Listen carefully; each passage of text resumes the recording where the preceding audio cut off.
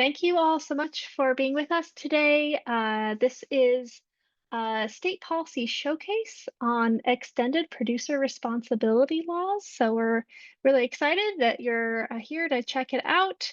And we're going to go ahead and get started because this hour is going to likely fly by. And Deanna, if you could just keep letting folks in as they trickle in, that would be great. Um, we would love to see quickly who is in our virtual room today. So if you would like to drop your name, personal pronouns, if you'd like to share them, your organization, where you're based, and the native lands you reside on, that would be lovely. We are going to have two presentations today, and after each one, there will be a Q&A section. And then we'll have some time for open discussion at the end. But if you have burning questions as our speakers are talking, you can feel free to use the chat to drop your questions or comments into them, and we'll get to them during the Q&A portion. And I just want to plug that at the end, we'll have a survey if you would like to fill it out. Always wanting to hear from you on how we can improve. Um, if you've never joined a River Network learning session before, welcome. River Network is a national organization that grows and strengthens a transformational national network of water justice and river advocates. We do a lot of different types of learning sessions and peer learning like this showcase today. So please be sure to check out our other upcoming events or learn more at our website. And we also have a membership. Coming to this call makes you a free member of River Network, but we have lots of other great assets if you want to check out our premium membership, including a discount on River Rally, which is our national conference that is coming up next May. So I know that seems like a long way off, but I'm going to plug it here in San Antonio, Texas. So be on the lookout for more information about River Rally in the coming months. All right, I'm sliding through this really quickly because I want to make sure we have plenty of time for our speakers. But as we are saying hello in the chat, some other things we would be interested in hearing from you. Again, just if you could just fill this out via the chat function. Um, how is aquatic litter impacting your waters and your community? What do you hope to learn during today's showcase? And then if you could also rank your familiarity with extended producer responsibility from a scale of 1, not at all familiar, to 5, as extremely familiar, that'll just give us a sense of who's in the room. Promise we'll be doing our best to explain any and all acronyms and technical language with our two speakers. So if this is a new topic to you, don't worry. But going ahead and letting y'all have a few moments to fill that out and see some of you are filling this out. EPR familiarity at 2, 3,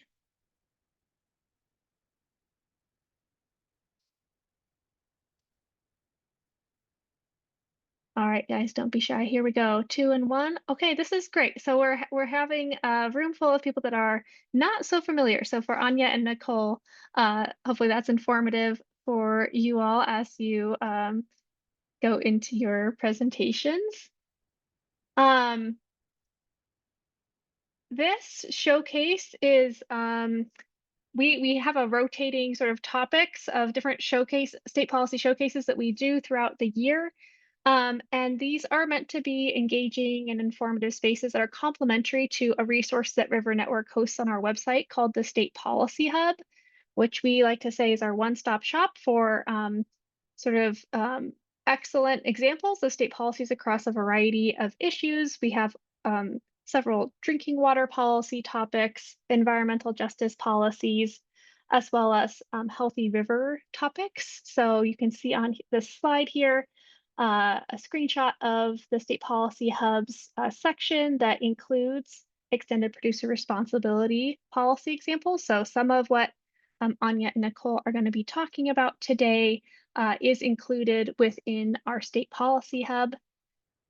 And I think, Deanna, if you could drop maybe the link to the State Policy Hub in the chat, people can check that out. We'll have a list of resources also at the end of the slides, which we'll be sharing out with you all after this call. So as a very basic introduction to EPR, EPR stands for Extended Producer Responsibility. EPR policies shift the responsibility of managing a product's environmental and societal impacts from consumers and local governments to manufacturers and producers. And this includes waste management and recycling from production to disposal. So Anja and Nicole will be going into a lot more detail about how this is put into practice. But that is my very high level overview for you as we get started.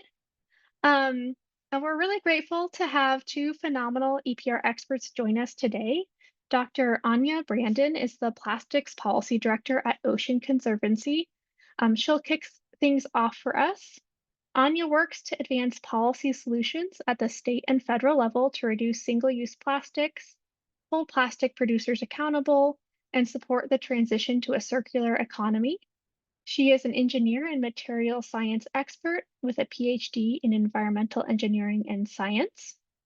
Following Anja, we'll hear from Nicole Portley, who is the Materials Management PRO Program Plan Lead at the Oregon Department of Environmental Quality. PRO stands for Producer Responsibility Organization, which she'll discuss more about in her presentation. She leads the implementation of Oregon's Extended Producer Responsibility Law. And prior to working at Oregon DEQ, Nicole led Pacific Environment's Marine Campaign. So again, we'll have time for questions after each speaker. But if you have any that come up as they talk, please drop them in the chat and we'll get to them after the presentation. And so with that, I'm going to hand it over to Anja. Thanks so much, Erin. Really excited to be here, and I know we are going to have a lot to jam in just a little bit of time. So we can go ahead to the next slide, but you can't start without a cute little sea turtle moving. So just really briefly, Ocean Conservancy is working with you to protect the ocean from today's greatest global challenges. We really break that down into three major buckets: climate change, plastic pollution, and biodiversity loss. So the triple planetary crisis. And of course, they're all deeply interconnected and interrelated.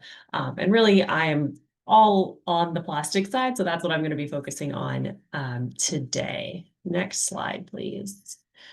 You already got a little bit of a preview about EPR, and we're going to dig into that more in a second, but I think it's helpful to set the foundation of like, why are we talking about EPR? Why are we talking about all of these policies? And you all, I'm sure, are deeply familiar with the fact that we are at an absolute crisis level in terms of plastic pollution.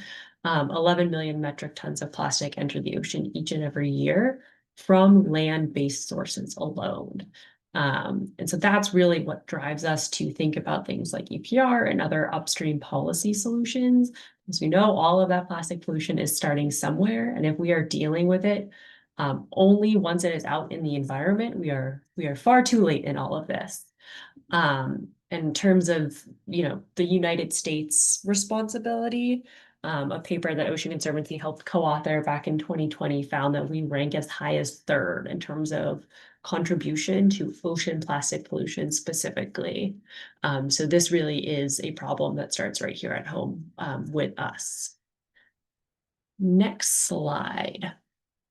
So this is obviously an environmental crisis. I think that's why I am called to this work. And plastic waste is also a financial crisis for many of our local governments and states and communities. And that is a tool really where EPR can come in and kind of bring these two intersecting issues together. So as you heard, EPR, or Extended Producer Responsibility, is a policy tool that shifts who is paying for waste from packaging and paper products. So right now you'll see in this little circle, like we all as consumers and shoppers buy a product, and we pay for its disposal when we pay for our trash to get picked up, for our recycling, depending on how your city organizes its bills. So we're paying twice basically for those products. Under an EPR system, it gets a little bit more complicated. There's full EPR and partial EPR, but basically the idea is that you now, as a consumer, still buy your products. You still have access to the same things that you are already looking for and shopping for. But the producers, the folks who are responsible for designing that product, putting it on the shelf, help burden or help feel the burden of the financial decisions of how it actually gets disposed of at the end of the life. So if it's super duper easy to recycle, they will end up paying less versus if their product is neon green and made of polystyrene and I'm trying to think, and full of, toxic chemicals, right? Like if it's all these bad things combined, it's going to be extraordinarily expensive. And that means that we are finally able to speak to these companies using a language they understand, which is dollars and cents, right? As much as we wish that these companies, would understand and appreciate the environmental impacts and make decisions based on that alone, 50 years have told us that that is not enough. So we are now using a language that they understand, which is cost to their shareholders, cost to their bottom line. And that's what we have EPR for. So next slide, please. Um, Super duper big picture, just to help kind of go through how EPR works functionally, which I think will help both understand SB 54, which I'll be talking about as a case study from California, SB 582, which Nicole will be talking about here from Oregon, and kind of generally is you first have to pass legislation, right? You define your goals in that legislation itself, whether you are explicit about targets like a recycling rate or a reduction rate, or you say that will come, like you have to outline what the producers are going to be responsible for in terms of coverage, financials, all of those pieces. So we have legislation to define our goals. We typically then follow that with a needs assessment. So this is basically hiring a contractor, having through the state agency or through the producers, to look at the state and say, where are their gaps? Why isn't it working well right now? What do we need to meet our goals? And they come back with a report that says we need a new truck here, we need a new recycling center here, we need a new reuse and refill station here. Ideally, this is all a super idealized version. And that needs assessment is then going to form the basis of how they build out a plan, how they meet their goals. So to do that, producers work together in what's called a PRO or a producer responsibility organization. So all these producers get together and form a nonprofit where they can coordinate their efforts. They use that needs assessment to develop a plan to meet their goals. Their goals say they need to meet a 65% recycling rate. Their needs assessment says they are currently at 20%, and this is where they need to go. They will figure out a plan to get there and how to fund that plan. If it's going to cost $5 million for a new truck, who's going to pay for that $5 million? So those are kind of some of those implementation steps happening is that needs assessment, PRO formation, plan development, and then they implement the plan. That's a date certain set in the legislation. They start getting to work. They start funding this system, trying to meet their goals. And along the way, there's reports and auditing. And eventually they have to, report in on their targets. And if things are not going as well as they should be, they have to adjust their plan. If things are going great, they can also adjust their plan. But it basically becomes this iterative cycle of looking at how things are going, doing reporting, and a check and balance with the state agency in charge, with the public, with the legislature, to make sure they're hitting their goals. Next slide, please. So going to California now in SB 54, this was a bit of a weird process to get to. And today I'm going to focus more on how we got to SB 54 and a little bit about the implementation so far, since we don't have the law is not like happening just yet. We're still in the implementation phase. So after years and years of one-off bills and legislative efforts to ban this product or ban that product, and really like lots of fights between industry and environmentalists, there was an effort to come together and kind of take this more unified approach through extended producer responsibility. And then after 2 years of failure to pass that legislation, environmentalists got together and funded a ballot initiative that would have accomplished a lot of the same goals as SB 54. So we basically said the legislature has failed to act. We are going to put it to the voters. Should we charge a penny per plastic item of producers to help fund remediation and cleanup, as well as helping to fund our recycling program?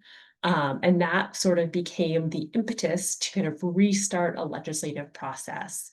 The legislature has a love-hate relationship with ballot measures. They both love that they exist, but also like hate when the voters do their job for them.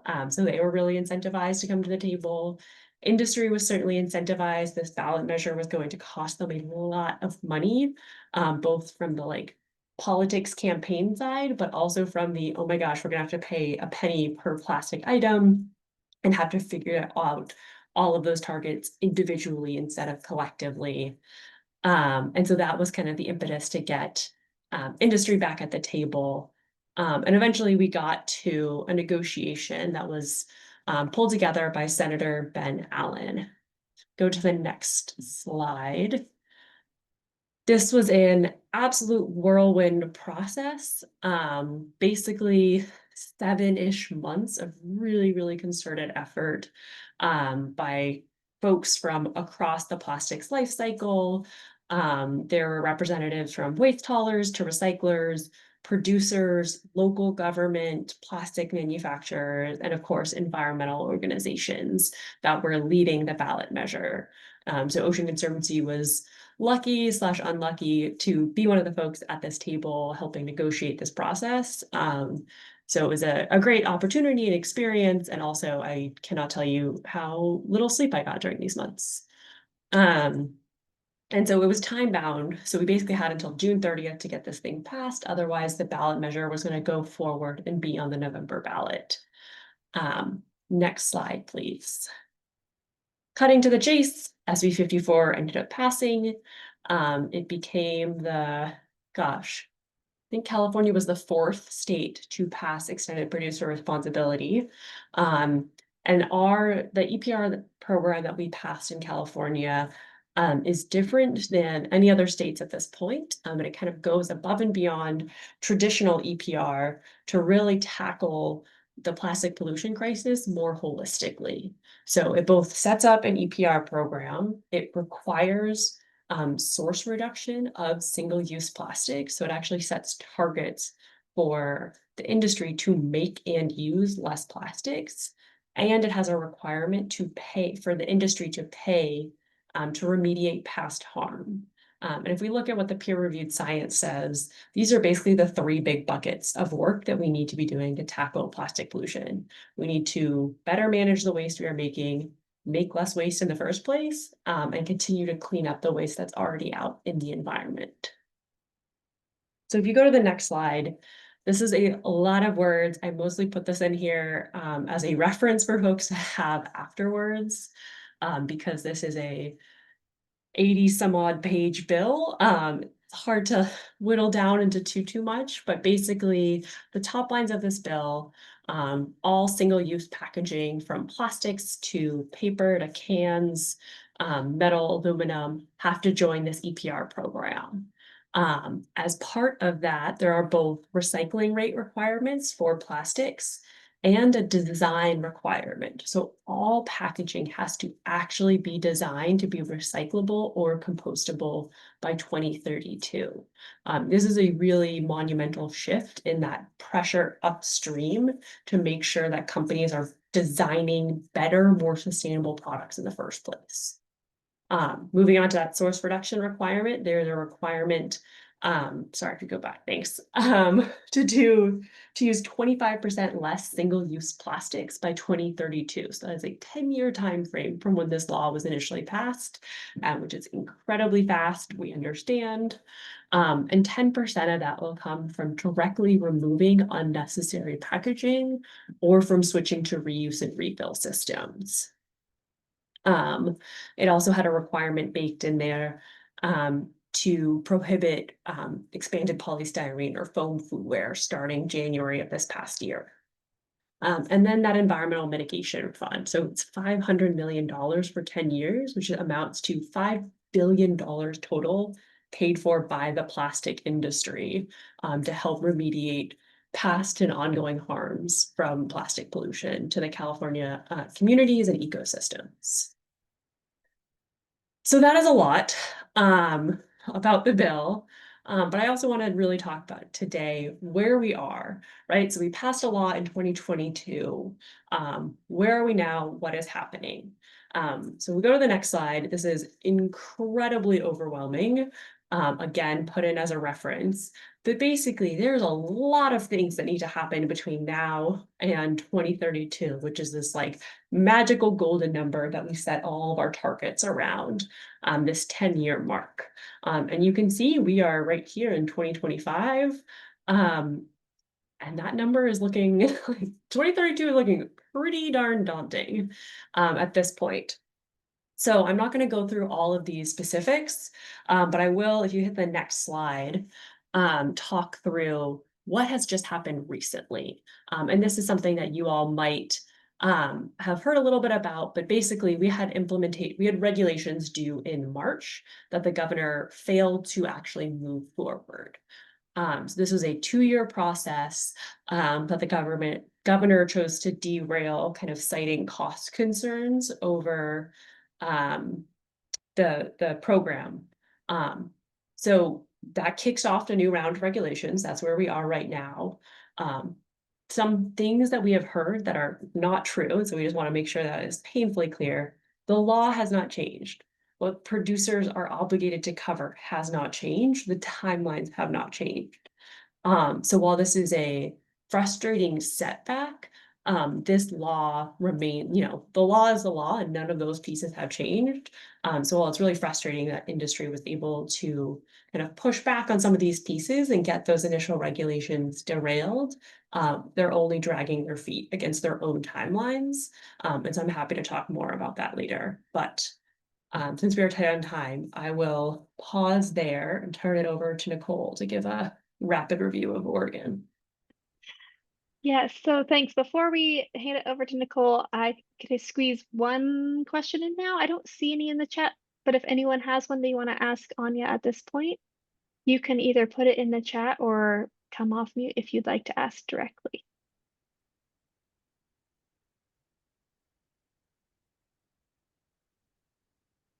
Okay, going once, going twice. All right, well, if you're feeling shy and you want to put it in the chat, go ahead and do that. And Nicole, I will hand it over to you. Great. Good afternoon, everyone. I'm going to provide some introductory info on Oregon's law, the Plastic Pollution and Recycling Modernization Act. Next slide.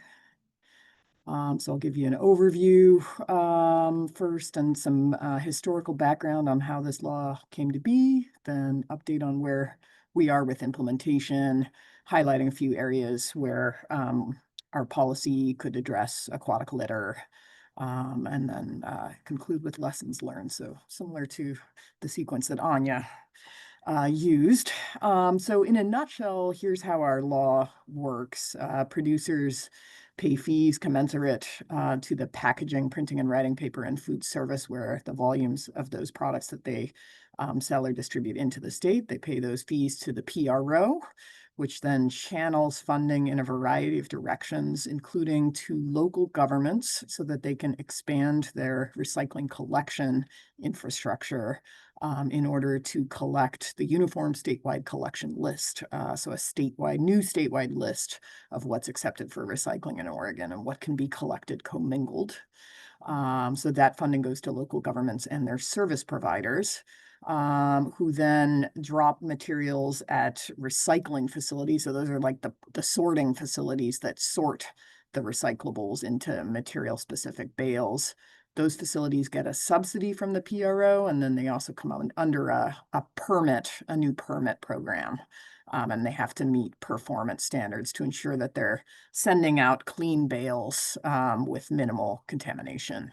And then the markets that the facility send the bales to all have to meet Oregon's responsible standard. Next slide. And so the PRO is quite central here. This is not fully PR. We are not handing over the waste, the local waste industry to producers. They are not the only party bearing obligation in our law. The local governments have to collect the Uniform Statewide Collection List. The processors have to meet permit obligations, but they are providing the funding that allows those other parties to meet their obligations. Next slide. And I mentioned the 3 types of products that are covered under our law. I think among the 7 states with EPR laws, we probably have the broadest scope in that we include printing and writing paper as well as packaging and food serviceware. Next slide. And we have an approved PRO, Circular Action Alliance. EPR laws generally have like 3 sets of regulation, statute, rules underneath the statute, and then the program plan. Those all carry the force of law. So it was a key milestone for us earlier this year when CAA's program plan was approved following like a 11-month review process. Next slide. And so then in terms of historical background, our law, in contrast to California's, I think the plastic piece is a secondary priority. The reform of the recycling system and addressing systemic issues in the recycling system is the primary focus. And those systemic issues were really highlighted in the 2010s by kind of the international waste trade scandal, which revealed that some American waste collected for recycling was ending up abroad in open burns or direct release into the environment. And then there are a host of other issues that are depicted on this slide that were really kind of elevating the question of, is recycling beneficial or is it actually harmful? And what would need to be done to tip the scales to make sure that it's beneficial? Next slide.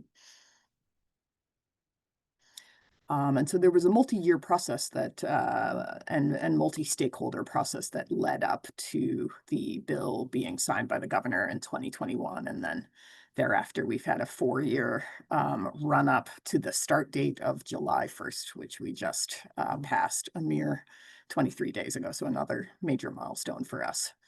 Next slide. And this is another depiction of that 4-year run-up between the governor signing and hitting the start date. And the start date has a number of significances to it, but I think the main one is that the producer funding starts flowing into the system. Next slide. And so now I'll cover just briefly 5 aspects of our law that touch on the issue of aquatic litter.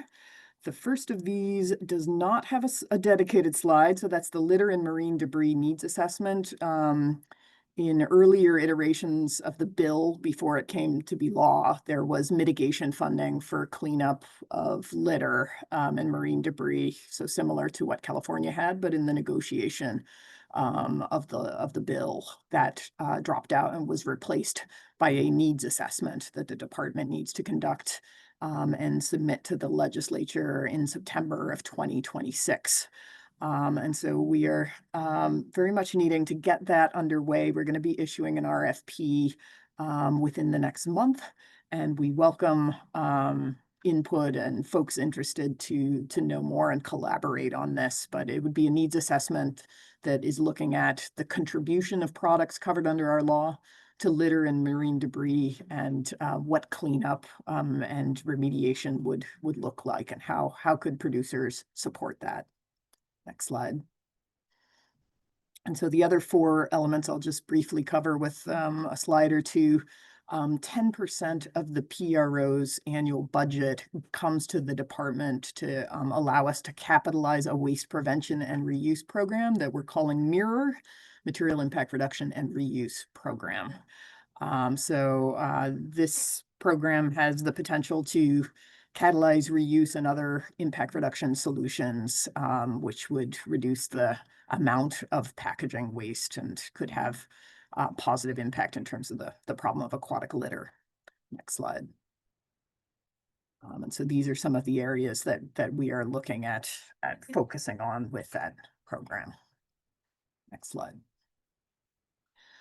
And then we have another aspect of our law, the requirement that all of the markets, that the recycling markets, so these are like the factories that turn the waste collected for recycling into new products. The requirement that these facilities meet a responsible standard. And we have defined for each material specific supply chain, who is the end market, which facility. So for plastic, for example, is it the reclaimer who takes the plastic waste and chops it up into flake or pellet? That's the case for plastic for most applications. And then for food and beverage and children's products, it's the next one down in the supply chain who takes that flake and resin, or flake and pellet rather, and turns it into a new bottle or other product. Next slide. And in rule, we've also laid out what responsible consists of. So it's a facility that's compliant, transparent, environmentally sound, and achieving adequate yield. And so that environmentally sound piece can reach toward release of spills and release of resins and microplastics from a plastic reclamation facility or converter facility into the environment. So that this is another way that we can address the aquatic litter issue. So aquatic litter, particularly coming out of recycling. Next slide.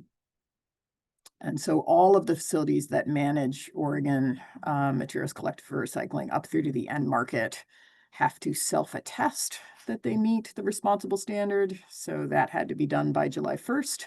And then over the next 2 years, they'll all undergo auditing conducted by third parties hired by the PRO. And that in the future could be replaced by third-party certification. Next slide. And then we have an eco-modulation requirement on the PRO. They have to take the fees that they charge the producers and adjust them. So apply bonuses or penalties on a producer-specific basis, like for individual producers on the basis of certain criteria. Next slide. And so this has a potential to impact how producers design their packaging. And we are taking a life cycle assessment-based approach to eco-modulation. We are rewarding producers for assessing the impacts of their products using a methodology that we've put into rule and then disclosing that to the public. They can do a simple evaluation disclosure for a simple bonus, or they can do a more complex evaluation where they've changed something about their product. And they do a comparative analysis and prove that they've reduced impacts, and they get a bigger bonus called the substantial impact reduction bonus. Next slide. And in the methodology for evaluating impacts, we have included plastic impacts. So like physical impacts on ecosystems, and then other plastic impacts like toxicity. And this is gets pretty technical, but life cycle assessment has a long history of not including plastic pollution. And so we're kind of on the leading edge by putting a methodology into law that includes plastic. Next slide. And I think last, Anja touched on this, that we have recycling acceptance lists, and the recyclables are charged cheaper fees on average than the non-recyclables. So this could have an impact in terms of producer choices of materials, which could lead to less of the materials that are littered commonly. So we have two lists, the Uniform Statewide Collection list. So those are the ones that are collected commingled. And then next slide, the PRO list, that the PRO has to set up a network of collection points to collect. And I think that does it for me. Lessons learned, it's still early days to derive lessons, but I would say that it's been a heavy lift for our department, and we're blessed to have had a pretty substantial allocation from the legislature in terms of positions assigned to lifting up this law. Some of the other states are not so fortunate. Like I think Colorado has just a single FTE. So hopefully as more states come on board, they will have sufficient funding for the departments in order to stand these laws up effectively. And so I'll hand it back to you, Erin. Yeah, thank you so much, Nicole. And I think probably a lot of folks on this call are calling in from nonprofits or community-based organizations where they might be interested in doing advocacy around this type of law in their state. So I'm going to prompt you audience in asking some questions if you want to ask around like who are advocating for these policies in California and Oregon, or what kind of successful advocacy campaigns might have looked like. But I don't need to ask questions. I'm just trying to prompt y'all. Is there anyone from the audience that would like to ask Anja or Nicole a question on either California or Oregon's legislation or implementation of the EPR? Hi, yeah, I have a question. Go ahead, Meredith. Thank you guys so much. I am here representing a business network in the Great Lakes area, and we do advocacy work on different environmental issues like oil pipelines and things like that. And we are trying to start a campaign on microplastics. And so I'm just curious if, businesses have been part of the implementation process or like negotiation process with these two examples, and like are there any like best practices, or I don't know, any just insight that you have on that?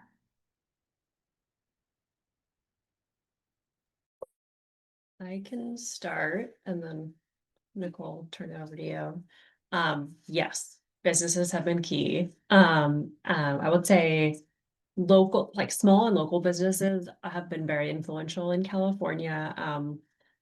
There, we had some representatives from like business trade organizations that were part of the advocacy process and the negotiation and the like lobbying part, like getting sign-on letters and coming to speak at hearings in favor of these types of things to reduce costs for businesses. And there have also been large businesses that have kind of played a counter narrative role as well. So like major retail chains or things like that have kind of said like, oh, you're regulating too much. We don't need these types of things. So if anything, I think it's been extraordinarily helpful to have more small businesses or just local businesses play a role. I would also say we've had a ton of engagement from local reuse operators and reuse businesses or businesses that are interested in getting into reuse. In terms of just like for California, there is that reuse requirement, and there will be funding available to help because it is novel for us in the US to think through like how to really operationalize that. Like, what does a business need to make that work? Is really been like an ongoing question. So that's been really helpful. Yeah, I'd say ditto in Oregon. There has been a lot of business involvement in the legislative process and the rulemaking, I think predominantly from consumer goods industry, fast-moving consumer goods, but also from paper, e-commerce, retail. And then as the compliance deadlines began to close in, then you had a lot of smaller industries that maybe have less packaging, but are also obligated under the law. I mean, the law reaches to anything that's in packaging, so it reaches into many nooks and crannies of the capitalist ecosystem. Other industries are, raising their heads and realizing, oh, we're obligated. And I think there's maybe a timeline or a cadence in terms of producer engagement. Like initially, they're just trying to figure out, how do I report my packaging weight? How do I pay my fees?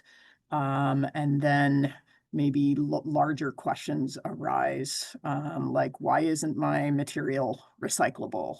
And so they can raise that question up within the PRO.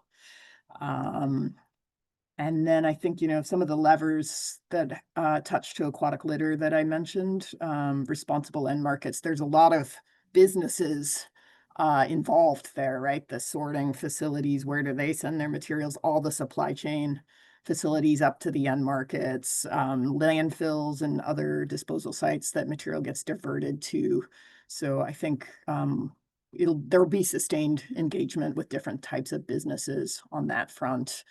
And then we also have that, like those life cycle assessment evaluations and disclosures, whether or not businesses are going to engage there and go to the trouble of these analyses in order to get these bonuses. We're in dialogue with businesses, kind of cheerleading them on to do so.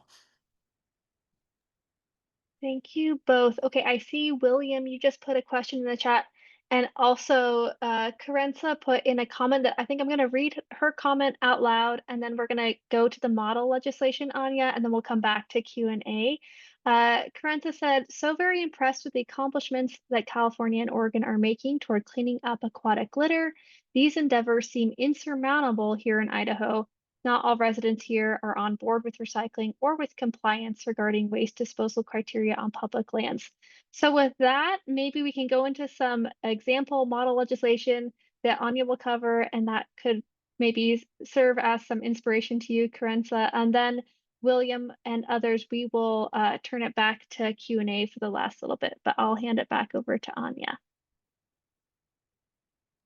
Thank you. I will also, separate and related to our model legislation that I'm going to talk about, I'm putting a link in the chat. We just released an exciting new report last week about how every single state, all 50 states and Washington, D.C. are doing in tackling plastic pollution, including grading on things like EPR. So we looked at all the different policies, and I think it's going to be a really helpful tool in places like Idaho or others where there are other ways to sell this, right? If it's not about recycling, it can be about job creation, it can be about domestic resiliency and supply chains, right? There's lots of other folks that are out there thinking about these things. And so trying to give everyone a baseline of where they are and how to best use these tools.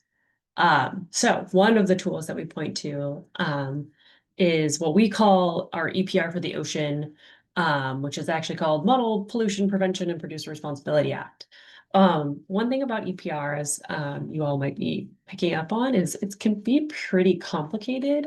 I mentioned California is like an 80 some odd page bill. I can't remember how long SB 582 is in Oregon, but I feel like it's like 40 to 50 pages, if I'm remembering correctly.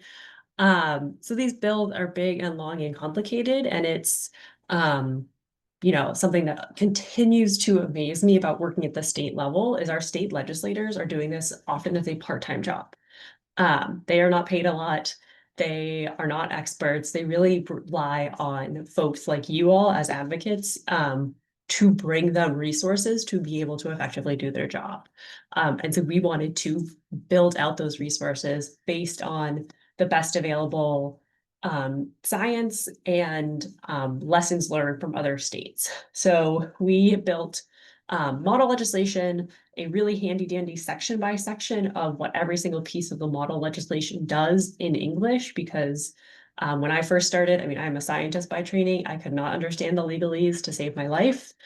So trying to break down actually this law into English, as well as a toolkit in an appendix that provides all of the details about this model legislation, the whys, and like why you can use it.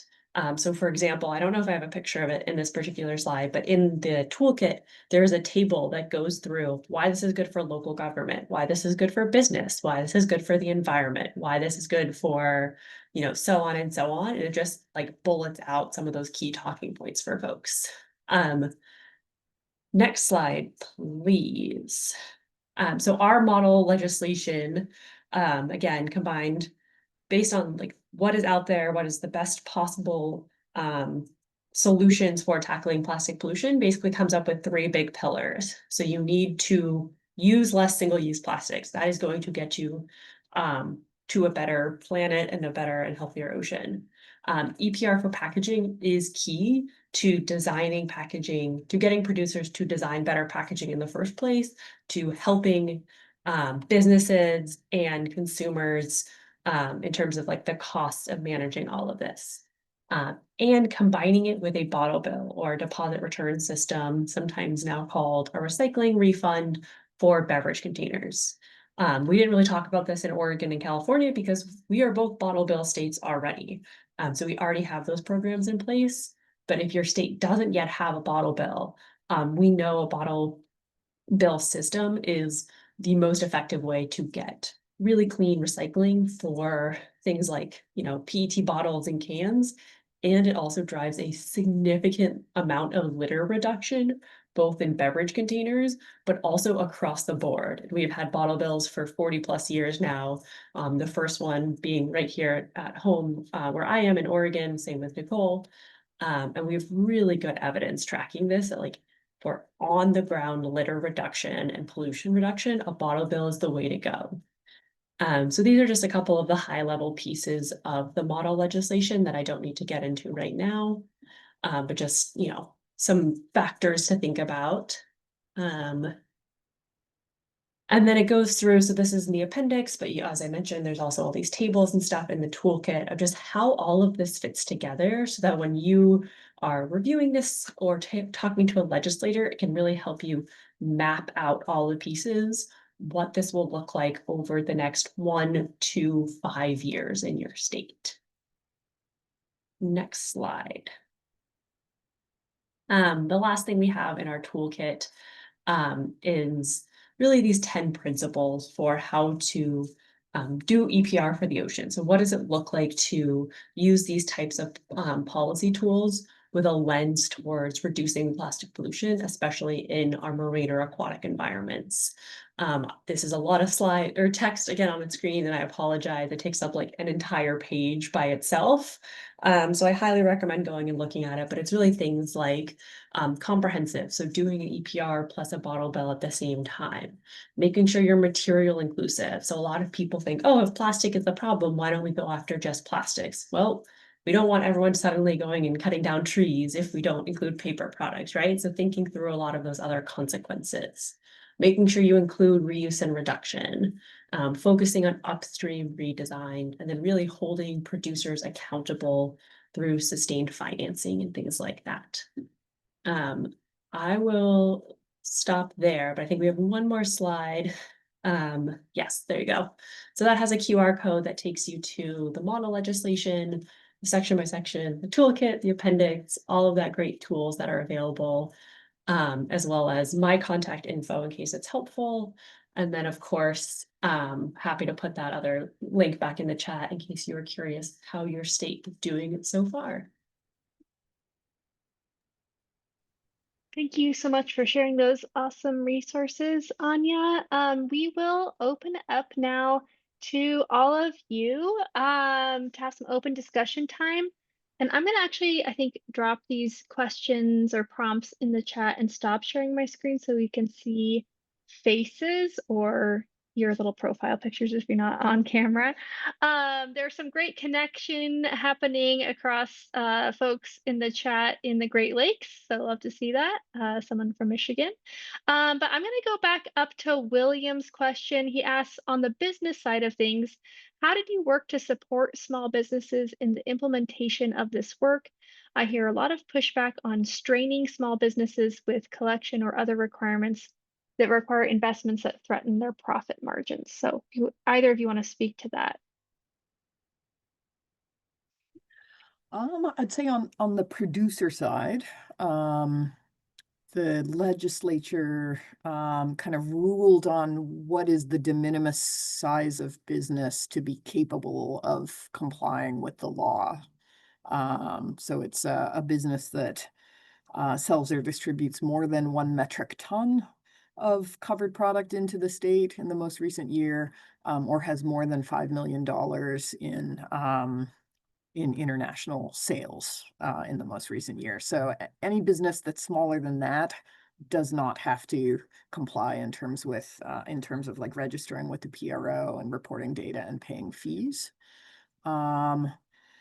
And then there is for the next tier of businesses, there are flat fees. There's an option to not be breaking out your supply by all the materials. You just kind of report a lump tonnage amount and you pay a lump fee amount. So I think that's some valuable support for the smaller businesses. We've tried to make ourselves very available for individual consultations. So that's all on the producer side. I think the question is regarding producers rather than other types of businesses, but I'm not sure. Anja, anything to add on the California side?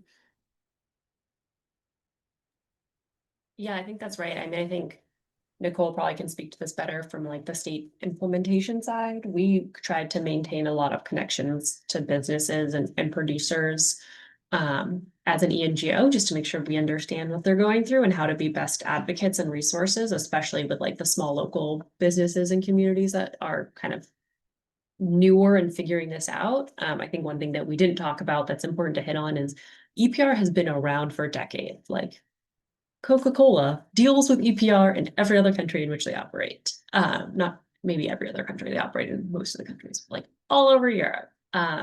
Pretty much every province in Canada now, right? So these are new to the US for packaging, but a lot of these like big multinationals are familiar with this concept.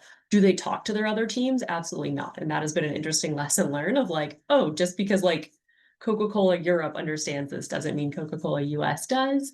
But it has also required kind of an extra emphasis on support for those smaller local businesses who have never dealt with this type of legislation before, don't have in-house expertise. Thank you for that. Okay, Madison had a question around the bottle bills also, saying there is some debate on which should come first or if they should come together with bottle bills and EPR. Any thoughts, especially in more moderate or conservative states? Yeah, I think it's a great question. I am this is a hot take. I don't think we're ever passing a standalone bottle bill ever again in this country. It is just really, really, really hard financially for the rest of our recycling system to do a bottle bill without EPR, right? So you'll have actual recyclers be mad at you because they make their money off of the same materials. So I think at this point in time, doing them together is the single best move. So there's been a number of states that have tried to introduce these joint or combination bills. Washington tried earlier this year, ended up with an EPR bill, but with an option for beverage containers to eventually get taken out and put into their own program. Rhode Island had a similar effort. So I think that makes the most sense, both in terms of like what's good for the environment and then like what is actionable and implementable. And then once you pass something, we can often see those bottle bills kick into effect a lot earlier than the EPR programs because you don't need that needs assessment phase. You're just setting up depots or collection centers or asking retailers to collect beverage containers. So if you look at our model legislation on the timelines, like the bottle bill program kicks in almost a full year before the EPR program does.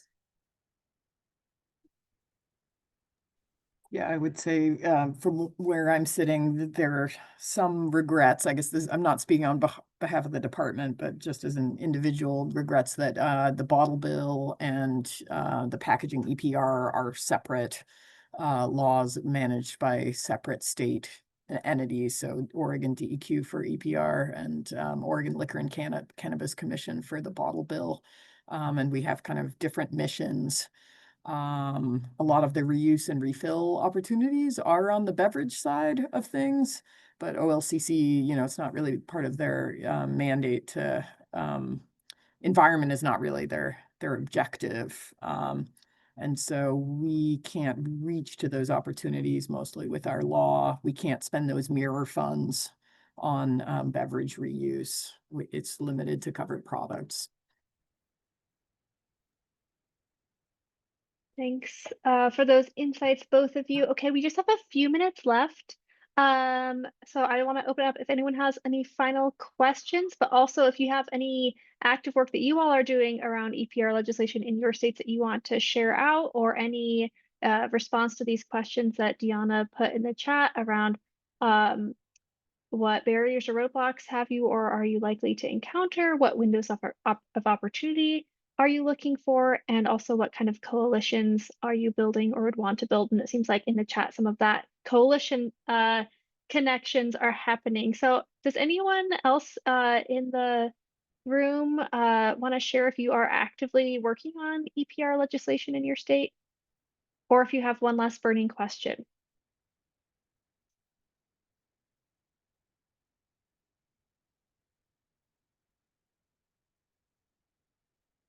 All right, people are dropping away.